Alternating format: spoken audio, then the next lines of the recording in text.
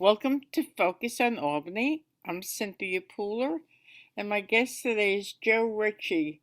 And Joe took part in a demonstration yesterday in Cohos for Norlite, and he's going to talk about it. So, Joe, how did it go? It went really well. The demonstration was actually in Albany at the governor's mansion. Oh, okay. Um, and we had over 250 people attend. Um, I've been seeing reports of 300 people. So it was really a fantastic showing of support for the closure of Norlite and for the governor to act on this critical issue. So we were very um, happy with everything that we saw yesterday, as we've been organizing this for quite some time. So it was good to see our efforts really shown out this into this rally that we had yesterday at the governor's mansion. So, were there any elected officials there? So we invited the Assembly Member McDonald, and Neil Breslin and the mayor, and none of them showed up. And they were invited. McDonald told us that he doesn't do rallies at the governor's mansion. I don't understand that reasoning. And the Mayor Keeler of Cohos, refused to go, didn't even respond to our requests. And Senator Breslin, again, didn't hear anything from his office or him about yes or no. So, but he did not attend either. I thought that Mayor Keeler was uh, in your favor, that he supported your efforts. Mayor Keeler, is I think he's playing the middle of the road. He hasn't actually publicly said Norlite should be shut down, although he's kind of alluding to it more recently, but he hasn't quite said that just yet. He's kind of what the mayor has been doing is he's been really following what the DEC tells him. So if the DEC will come out tomorrow and say Norlite needs to be shut down, the mayor will then say Norlite needs to shut down. So, we're the ones leading we're the leaders at the moment when it comes to this issue. And we're just waiting on our elected officials to follow suit because we need their support to call on the governor to shut this plant down by denying their Title V permits. The mayor has definitely been critical of Norlite, more so than any other mayor before. But no, he has not stated, he wants this plant shut down. So was Representative Tonko there? He was not. We also sent an invitation out to his staff also and him, and he did not go. I think attended the May Day event very briefly, that was held in Washington Park afterwards, but he did not attend. The only congressional candidate that did attend was Slava Rar, who's running Hmm. against Paul Tonko as a Democrat. He was the only politician / candidate to attend our rally. So we were very grateful for him coming, and he supports the shutdown of Norlite, which again should be very obvious. And Paul Tonko hasn't been there for the residents of Cohos, hasn't been there for the residents of Saratoga sites in respect to Norlite and the residents being forced out. I mean, we haven't seen his face at all at Saratoga sites at the public housing complex. So, there might be stuff going on behind the scenes, but there's been nothing for the residents regarding his appearance or really any federal official.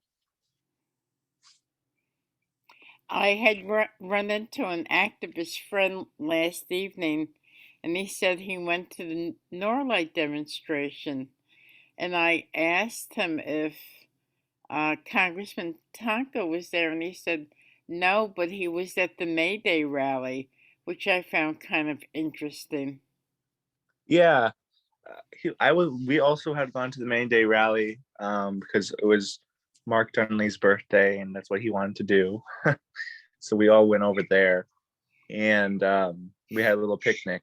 And he was there at the May Day rally, but again, very briefly, and I think really only for a photo op, honestly.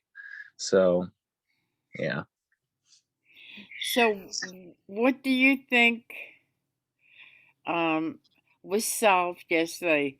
Um, what was the outcome, or what was your perceived outcome of what happened at the rally yesterday for you? Yeah, so yesterday, we were at the governor's mansion calling on Governor Hochul to shut down Norlite, and um, we wanted to amplify the voices of the many people who have been kind of shut out in the past, few decades, and we were able to get residents from a Troy public housing complex to go Cohos public housing, um, and other poets and people that did some theatrical performances. And it was a fantastic day. It was great weather. I actually got a little sunburn. I was actually kind of surprised. And, we're calling on our officials to do the right thing and to shut Norlite down. And we got the Times Union to cover us, WAMC, CBS 6. So, it was great. And you don't normally see a lot of coverage for rallies, but, Mm. I think the media has really come around on our issue and really has done a great job amplifying the voices of those who need to be heard. Because Norlight always keeps saying, on every single interview you see with Norlight, not even an interview, but every single news article that comes out, and when they interview Norlight, they say, we maintain strict federal and state guidelines and we're within regulations. And it's just a complete lie because they are constantly in violation of their permits. Just last March, they violated their dust permit again after the DEC threatened to shut them down because of it. So I don't know where you find yourself to be in compliance when you were just out of compliance. And 2 days, and actually last Wednesday, when I was in town again from school, I went over to Saratoga sites and I noticed dust coming from the facility, so I reported it again. So, they're just constantly in a violation. And when I asked McDonald, has Norlite submitted their dust control plan yet? He told me no. So the DEC told him no. So I don't know what we're doing, but allowing Norlite to do what it wants and for the residents to keep continuing to be suffered because of these consequences. I don't know why McDonald, Breslin, the mayor aren't more up in arms about this issue than they already are. And the congressman also. Correct. Yes. I mean, everybody. It's ridiculous. I mean, 70 families had to be relocated and their homes completely demolished because of the Norlite facility. And for those that aren't as familiar with where Saratoga Sites is, it's only 100 feet away from the facility, and the dust piles are right on the fence line, and the incinerator is only another 100 feet away from that. So it's a horrible situation. I mean, in the wintertime, kids have to play in black snow. I mean, that's the truth. Their hands become filthy, and I don't want to hear any otherwise. Any resident that lives there will tell you that happens, and it's a shame because when McDonald has been asked about that, he says, "I don't know about that." It's the truth, and they should be more furious about this issue than they are. So, Um, so so at the rally yesterday, were there mostly anti-Norlite people there? Were there any pro-Norlite people there? And if so, what was their reaction? No, there were not. It was everybody um, that was there was pro lights out Norlight. So I thought that was great. And even if there was pro Norlight protesters, there wasn't. But if there was, they have a right to be there, Right. um, and that's their prerogative. But there were no. I mean, I think the only people that like Norlight are those that work there, which is not as many people as you might think. Um, and we need to transition their jobs. I mean, our politicians signed legislation that would guarantee dirty jobs like those at Norlight um, to be transitioned into green energy jobs. And there are so many right now in the capital region. It's unreal. So they also made a promise to us that they would transition these jobs into clean energy jobs, which can be done. What percentage of Norlite employees live in Cohos? That I really I don't know, but every time I've heard um even the mayor has said it, he doesn't really know anyone that lives in Cohos that works at Norlight. There are of course people that live in Cohos that work at Norlight, but I don't find it to be that many. And if there are, I would love to know how many. um I can tell you there are approximately 70 workers total at the facility, Mm-hmm. and about half of those workers are union workers. And um so that's kind of like that percentage. And we've actually spoken to union reps over the summertime, and um you know we're just try to transition the jobs into clean energy jobs that will pay more than what they're making now, because there's so many around the capital district at the moment. Um, so from your understanding, do you think Norlite has been influential in funding politicians in Cohos? So I mean, we've done some very preliminary work to look to see if there's any donors. It's honestly going to be, we haven't seen any direct contributions from either Norlight or the lobbyists that they use to our local elected officials. I think it's just a logistical issue that they're trying to figure out, honestly, with the state, with replacing Norlight, because Norlight does serve a function as a hazardous waste incinerator. But I do not know if Norlight is really putting the money out there. And if they are, it's very hard to track that money because they could donate in someone else's name. It's not, we don't have the best campaign finance laws in this nation. So um I don't, I'm going to say ignorantly, no, I haven't seen any money. I'm sure there is money going in. I just don't know who it's coming from. So has Norlite given the community a timetable of when they want the residents out of that housing complex? Yeah, so it wouldn't be Norley, it'd be the Coast Housing Authority, and Okay, sorry. no problem. And so I was just in a board meeting last week, I believe it was, and they stated that they've submitted all of the documentation to HUD. They've had some very great conversations about with HUD about the process and their potential results. So they are confident that the residents will indeed get the approval to move out, and they will indeed get the approval for demolition. Timetable would be in the summertime. It's probably going to be pushed now to later summer, so July, August, potentially. This is the ball now. The ball is in HUD's um, court, so now we have to see what they ultimately determine.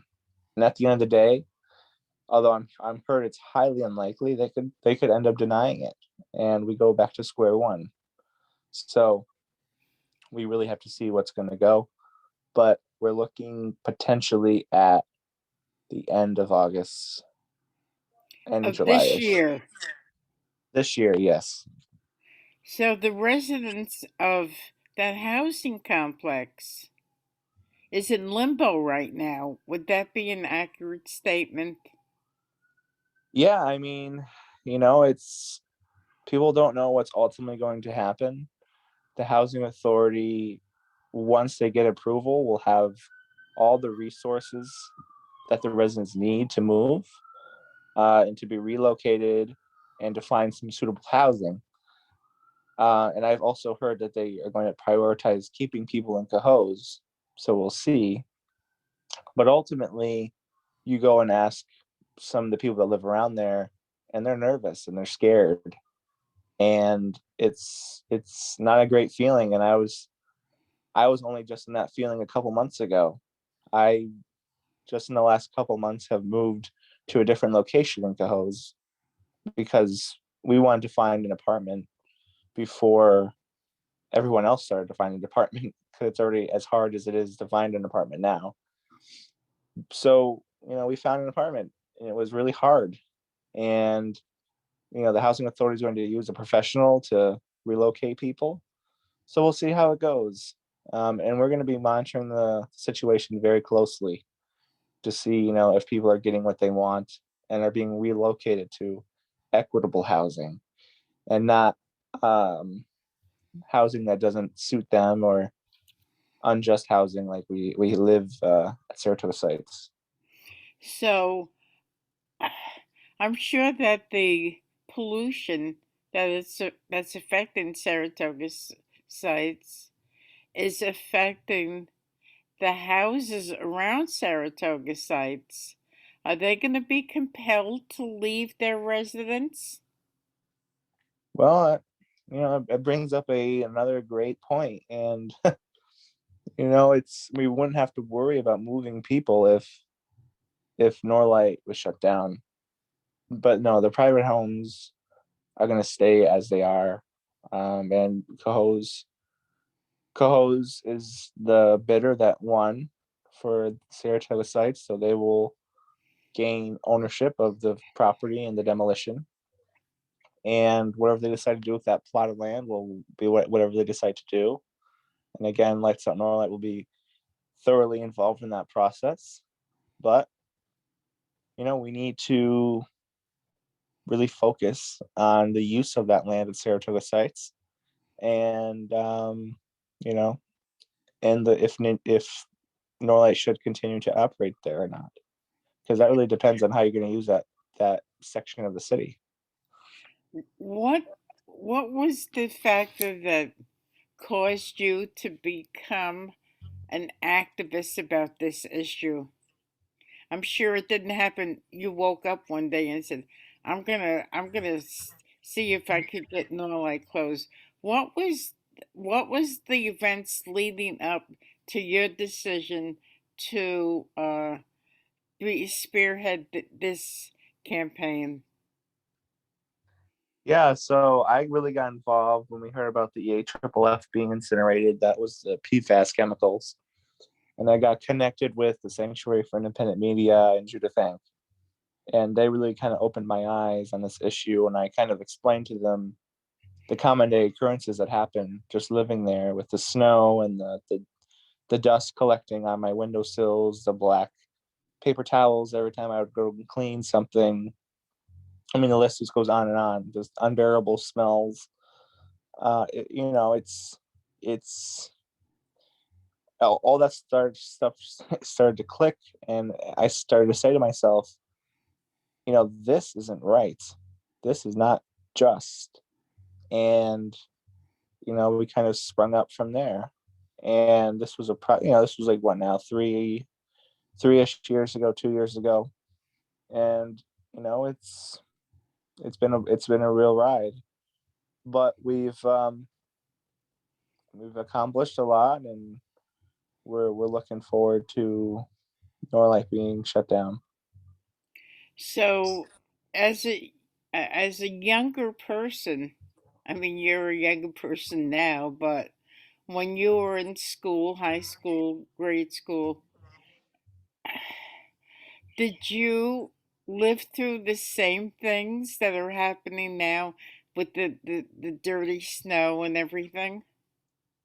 Yeah, I mean, just all of this stuff happened my entire life. And, when my grandfather, when I was too young to put in my air conditioners, my grandfather would come down from where he lives and help my mom put the air conditioners in the windows. And he would always make a remark on how dirty everything was with the dust, and that the paper towels were literally black. And that's what happens. And that happened year after year. And he was concerned, but I didn't think anything of it. And he thought it was very concerning. And then when I was younger, we would play in the creek that runs right along the property. And the creek would have just the weird colors in it, and we didn't know. We just were kids. So, I'm just terrified for the kids that live there right now. I mean, kids should not be playing out there right now. They should be wearing they should be wearing the N95 masks, not because of COVID, but because of the dust. This is a category 1 carcinogen by the World Health Organization. Wow. I mean, it is serious. It's not it's not just dust you get from, the pollen or something. It's industrial razor sharp glass that you're breathing in. So, as a kid, when you would play in the snow and you know with the other kids, your friends, and I'm sure you would go to your friends' uh, place of residence and stuff. And did any of the parents, when you were much younger, ever make a complaint about the conditions because of Norlite? Oh yeah, I mean, people would definitely raise questions, be like, why is you know, why is this dust always collecting? And we always thought, oh, it's just a road. We live on a road or a highway. And we would also think like, oh, why this, why that? And we were always told, other things other than Norlight. So, you know, until Lights Out Norlight formed, all these questions were just unanswered. And we were able to really open up these questions and give people the answers they need. And I actually spoke to one of the old organizers from Chronic, which used to be similar to Lights Out Norlight back in like the early 2000s.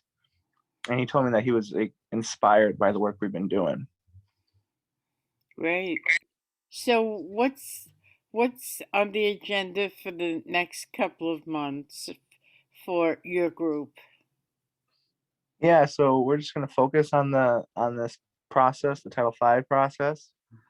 We're going to focus on making sure that the residents of Saratoga sites are going to be treated with the respect they need and deserve with moving out. And we're going to make sure that our local elected officials start doing the right thing and calling on Norlite to be shut down. So has the political activists from any other um, towns or cities in the capital district um, stand in solidarity with you and your group? Yeah, almost every activist group and climate group really supports what we're doing. We just have to break this barrier of the political foundation that's there right now with this issue about Norlight. And there are a lot of politicians that I talk to and say, Joe, I really wish Norlight wasn't there, but here we are. So we need to fix that narrative, and they need to say this should be shut down.